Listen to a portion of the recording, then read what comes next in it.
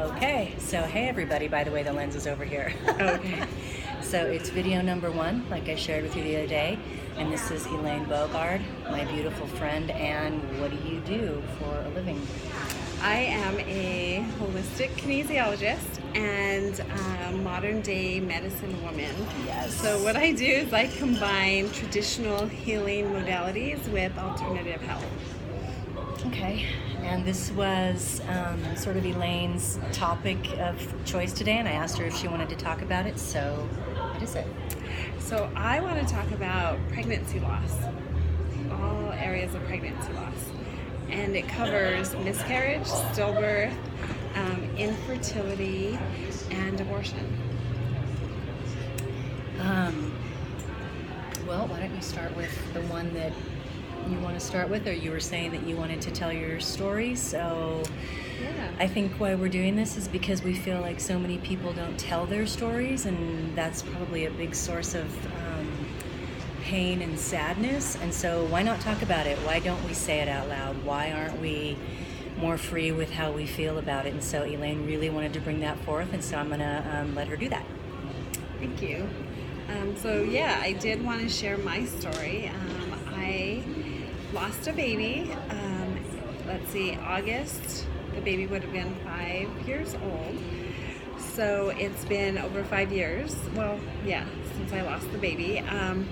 I was 12 weeks pregnant when I started bleeding and wasn't sure what was going on. So I called the doctor and went in. 3 months, right? That's at the 3-month mark. Right. And again, like I was telling you earlier, what I want to talk about is let's talk about our pregnancies when you get pregnant. So say that.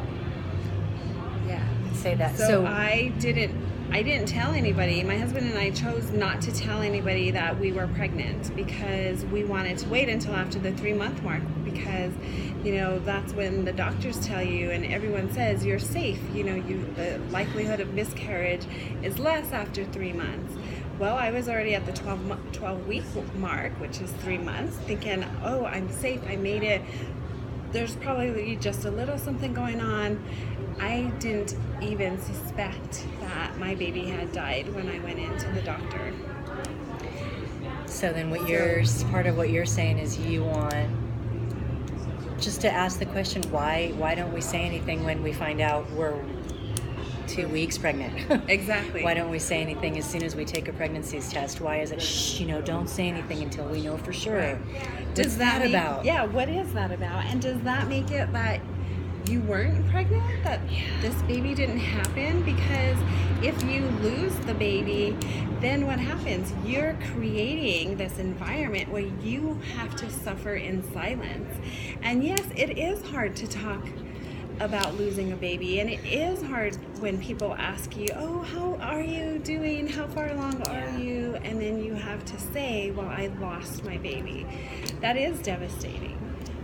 And then the other part that's really hard is people are not very compassionate when you mention you lost a baby. Really? I told a few people, and so a couple people said, I got responses like, oh, well, it wasn't meant to be. And that made me so sad, because I thought, you're telling me that my baby that died wasn't meant to be. Like, those are not comforting words. So I'm wondering, as you're telling me that, is that also a product of us not talking about it? And so we don't know what to say because we don't say it out loud. I mean, does somebody have to say anything? Could it just be a hug? Could they just hold your hand? Do you think that's a product of us not talking about it? I that think people don't know so. what the heck to say? I think so. Exactly. And so it's this kind of screwed up cycle of you don't say anything, and then when you do, people don't know what to say, and there's no healing in any way about it. And then you suffer in silence. That's what I did. I went into a depression. I didn't want to talk to anybody, and I was so sad. Like, I missed a week and a half of work, and it happened that it was around the time we had a big snowstorm, and so work was closed a couple of days, so nobody even really knew why I was out for so long. They thought it was just the weather, and that was really hard coming back. And then it's really hard to see other women pregnant and to see other women, even though I was happy for them and excited for them, it's hurt my heart that I didn't have my baby inside of me growing anymore.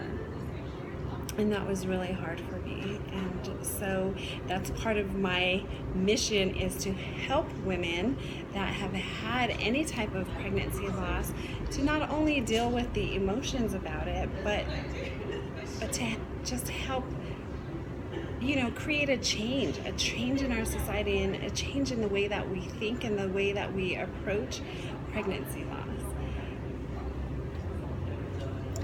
Do you, is there any sort of anything offered for that now?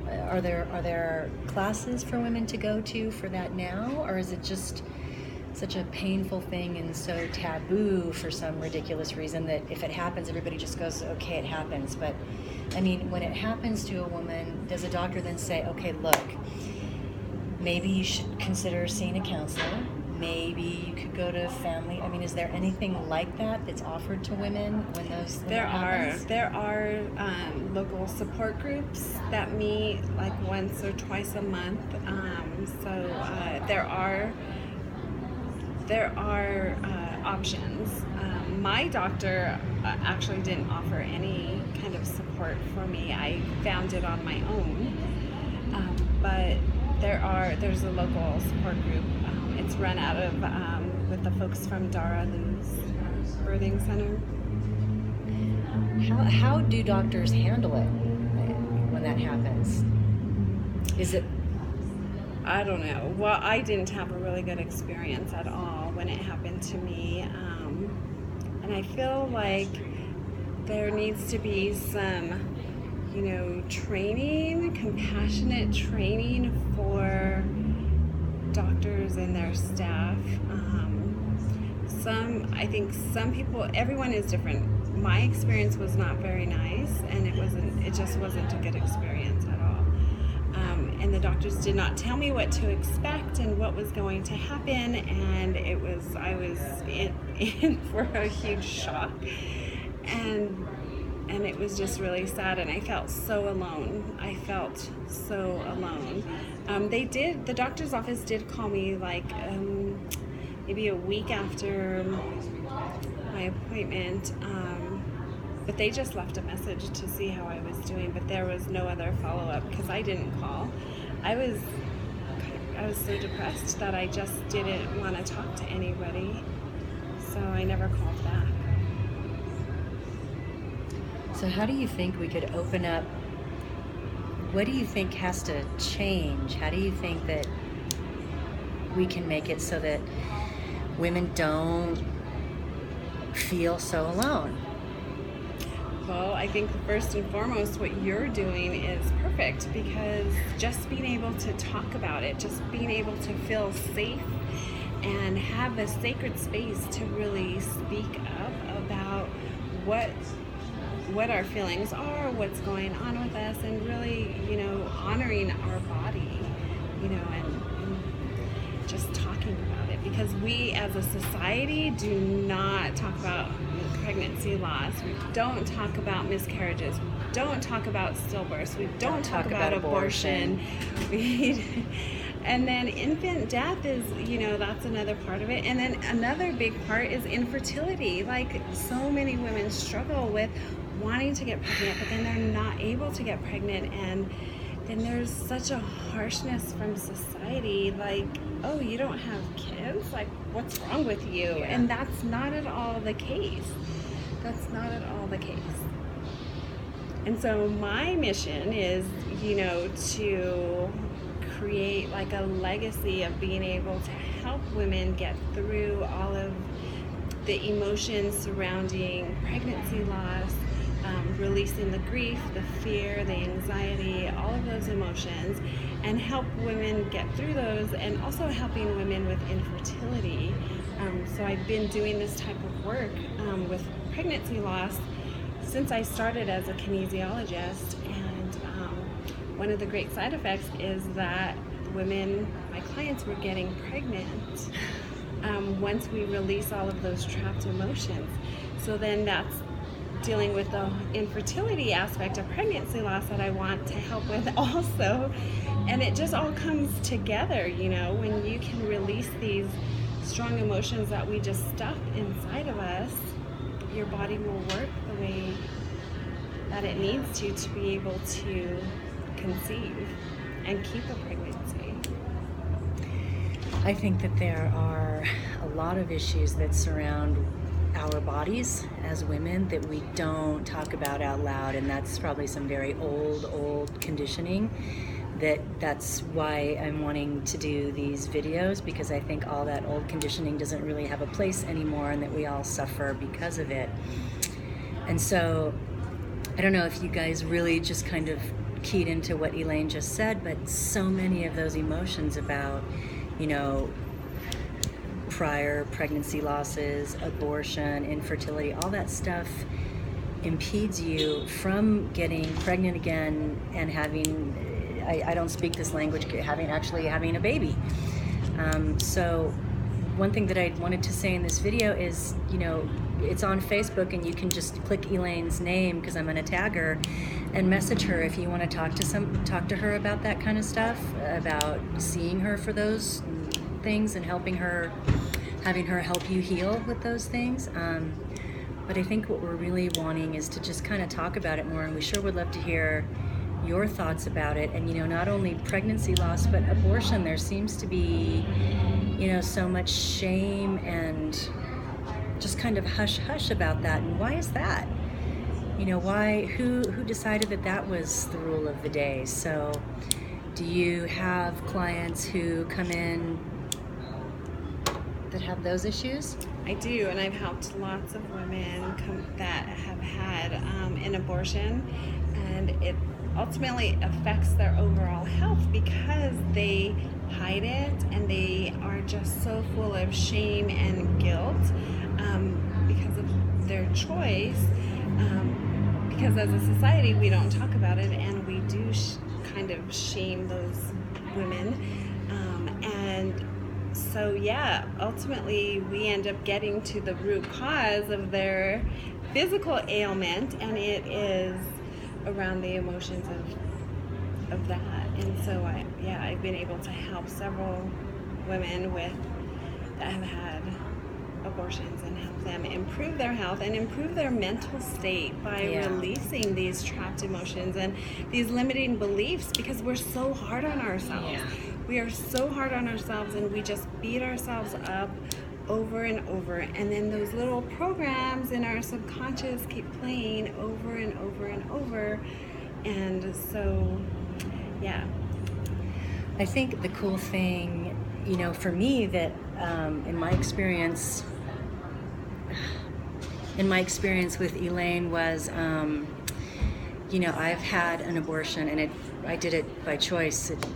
I don't want kids, and it's a very long story for another video, but I don't really talk that much about it for a myriad of reasons. But it wasn't something I brought to Elaine's attention because I didn't think it was anything that was blocking me from anything, but she picked up on it pretty quickly, and I just could kind of feel that she was picking up on it. So I'm like, yes, okay, I had an abortion. She's like, yeah, that's what I thought, and I could totally tell that, and let's fix it, because it is blocking you from some things, and let's just deal with that. So it was a very non-judgmental, very gentle way that she handled it, and I think that there needs to be a lot more of that around a female reproductive system, because it's a very large topic that we're trying to put in 20 minutes, which is going to be over in 6.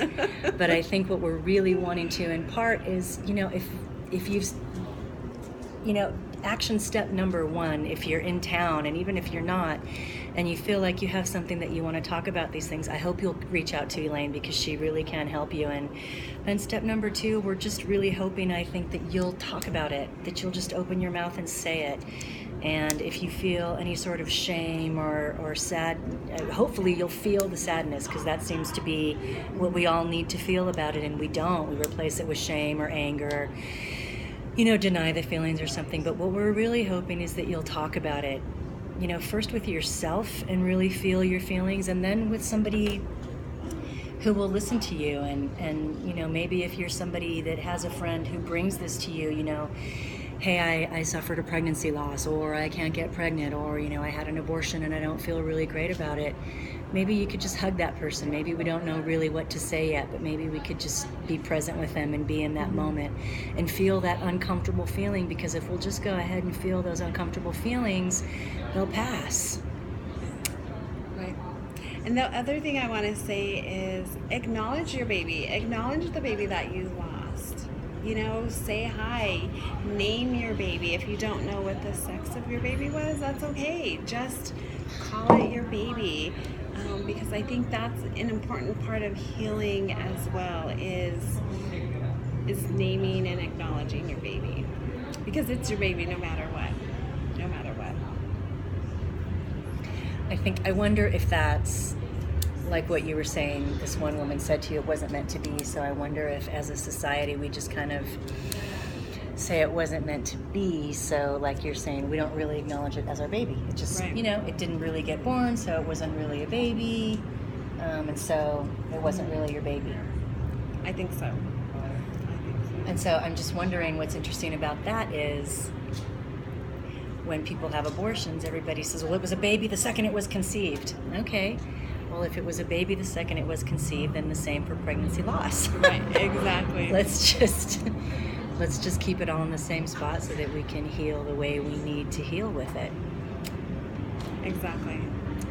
Another thing that Elaine and I were wondering, and we hope that maybe you'll start thinking about it too, is where does this thought pattern come from that we don't talk about this? Why, as women, don't we talk about these things? Where did we learn that? Where did that start? And at some point, I kind of don't care. I think it's just time for it to stop. Right. It probably came from way back. Who knows? But I think it's just time for it to stop. And without a blaming, finger pointing thing, we could just start talking about it and just change that paradigm and just help and support one another by just opening our mouths and letting the sound out. Exactly.